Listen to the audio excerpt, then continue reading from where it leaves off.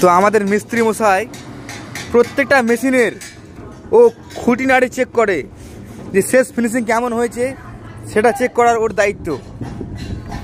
HK লিফটের প্রত্যেকটা machine ও এইভাবে চেক করে যে ঠিক আছে তো, তারপরে পার্টিকে হ্যান্ড ওভার করা হয়। এটা আছে পুরো folding system, 2-in-1 mini mixer mini lift.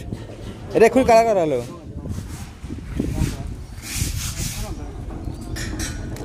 এগুলো পুরো ফোল্ডিং করা যায়, পুরো ফোল্ডিং সিস্টেম আছে, পুরো খোলা যায়। আর এটা হচ্ছে অরিজিনাল এইচকে লিফটের মাল। আপনারা যারা চাইছেন 2-in-1 মিক্সচার মেশিন কিনতে, ঢালাই লিফট কিনতে আর শুধুমাত্র লিফট কিনতে, তারা অবশ্যই চলে আসুন এইচকে লিফটে, এইচকে ওয়ার্কশপে।